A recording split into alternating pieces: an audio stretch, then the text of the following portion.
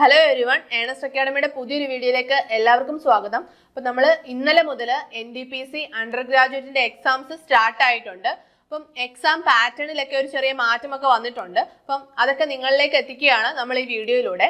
അപ്പം നമ്മൾ എക്സാമിന്റെ പാറ്റേണിനെ പറ്റി പറയുമ്പോൾ നമുക്കറിയാം റീസണിങ്, മാത്സ്, ജനറൽ അവയർനെസ് ഈ 3 ടോപ്പിക്കുകളാണ് NDPCക്ക് ഉള്ളത്. റീസണിങ്ങിന് 30 questions, മാത്സിന് 30 questions, general അവയർനെസ്സിന് 40.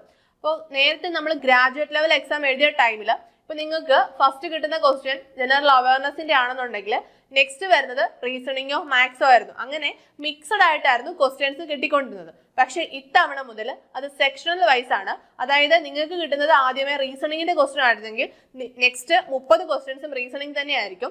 In case നിങ്ങൾക്ക് കിട്ടുന്നത് ആദ്യമേ ജനറൽ അവയർനെസിന്റെ ക്വസ്റ്റ്യൻ ആണെങ്കിൽ നിങ്ങൾക്ക് വരുന്ന അടുത്ത 40 ക്വസ്റ്റ്യനും ജനറൽ അവയർനെസിന്റെ ആയിരിക്കും. അങ്ങനെ സെക്ഷണൽ വൈസ് ആയിട്ടാണ് ഇത്തവണ എക്സാം കണ്ടക്ട് ചെയ്യുന്നതെന്നുള്ളതാണ് ഏറ്റവും പ്രധാനപ്പെട്ട കാര്യം. പിന്നീട് നമ്മൾ ഇതിന്റെ ഓവറോൾ എക്സാം അനാലിസിസ് നമ്മൾ സ്റ്റുഡൻസിനോടൊക്കെ ചോദിച്ചറിഞ്ഞ കാര്യങ്ങൾ നിങ്ങളോട് പറയുകയാണെന്നുണ്ടെങ്കിൽ ഈസി ടു മോഡറേറ്റ് ലെവലാണ് എക്സാം നടക്കുന്നത്. ഇപ്പം 65 to 75 റേഞ്ചിലാണ് ആവറേജ് അറ്റംപ്റ്റ് എന്നൊക്കെ പറയുന്നത്. മാത്സിന്റെ കാര്യത്തിൽ ഓൾമോസ്റ്റ് എല്ലാ ടോപ്പിക്കിൽ നിന്നും ക്വസ്റ്റ്യൻസ് ഉണ്ട്.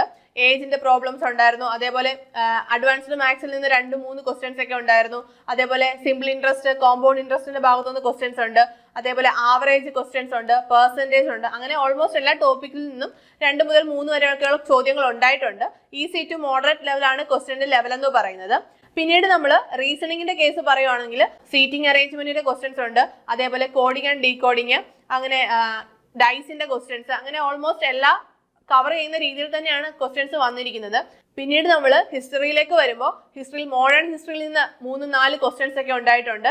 അതേപോലെ പൊളിറ്റിയുടെ ഭാഗത്തു നിന്ന് ക്വസ്റ്റ്യൻസ് ഉണ്ടായിട്ടുണ്ട്. അമെൻമെന്റ് ആണ് കൂടുതലും ചോദിച്ചത്. അപ്പം ഇനിയുള്ള ഷിഫ്റ്റിൽ പോകുന്നവർ അമെൻമെന്റിന്റെ ഒക്കെ നല്ല രീതിയിൽ നോക്കിയിട്ട് പോവുക. കറണ്ട് അഫയേഴ്സിൽ നിന്ന് 10 മുതൽ 12 വരെ ക്വസ്റ്റ്യൻസ് ഉണ്ടായിട്ടുണ്ട്. കറണ്ട് അഫയേഴ്സിൽ നിന്ന് 10 മുതൽ 12 വരെ ക്വസ്റ്റ്യൻസ് ഉണ്ടായിട്ടുണ്ട്. ആ കറണ്ട് അഫയേഴ്സ് ഓൾമോസ്റ്റ് എല്ലാം തന്നെ നമ്മുടെ 2025 ബേസ് ചെയ്തിട്ടുള്ളതാണ്. അതായത് ജൂൺ വരെയുള്ള, അതായത് ജനുവരി മുതൽ ജൂൺ വരെയുള്ള, അതേപോലെ 2024 ലാസ്റ്റിലെയും 2025 തുടക്കത്തിലെയൊക്കെ കറണ്ട് അഫയേഴ്സ് ആണ് കൂടുതലും വന്നത്. അതിൽ അപ്പോയിന്റ്മെന്റ്സ് ഉണ്ടായിരുന്നു, പിന്നെ ഇൻഡെക്സുകൾ ചോദിച്ചിട്ടുണ്ട്. അങ്ങനെ അത്യാവശ്യം കറണ്ട് അഫയേഴ്സും നല്ല ക്വസ്റ്റ്യൻസ് ഒക്കെയാണ് വന്നിരിക്കുന്നത്. അപ്പോൾ എല്ലാവരും കറണ്ട് അഫയേഴ്സ് നല്ല രീതിയിൽ നോക്കിയിട്ട് പോകുക.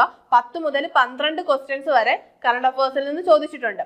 പിന്നീട് ജോഗ്രഫിയിൽ നിന്ന് 2 ക്വസ്റ്റ്യൻസ്, എക്കണോമിക്സിൽ നിന്ന് 2 ക്വസ്റ്റ്യൻസ്, അങ്ങനെയൊക്കെയാണ് വന്നിരിക്കുന്നത്. അത് ഷിഫ്റ്റ് അനുസരിച്ച് അങ്ങോട്ടും ഇങ്ങോട്ടൊക്കെ മാറാൻ ചാൻസ് ഉണ്ട്.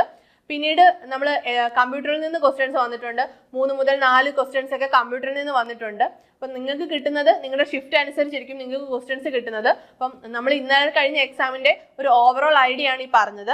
ഇപ്പോൾ സയൻസിൽ നിന്നാണെങ്കിൽ ബയോളജിയിൽ നിന്ന് ക്വസ്റ്റ്യൻസ് ഉണ്ടായിരുന്നു, കെമിസ്ട്രിയിലെ പീരിയോഡിക് ടേബിളിന്റെ ഭാഗത്തു നിന്ന് ക്വസ്റ്റ്യൻസ് ഉണ്ടായിരുന്നു, അറ്റോമിക് സ്ട്രക്ചറിന്റെ ഭാഗത്തു നിന്ന് ക്വസ്റ്റ്യൻസ് ഉണ്ടായിരുന്നു. അങ്ങനെ ഓൾമോസ്റ്റ് അത്യാവശ്യം നല്ല രീതിയിൽ അറ്റൻഡ് ചെയ്യാൻ പറ്റുന്ന രീതിയിലുള്ള എക്സാം ആയിരുന്നു ഇന്നലെ കഴിഞ്ഞത്.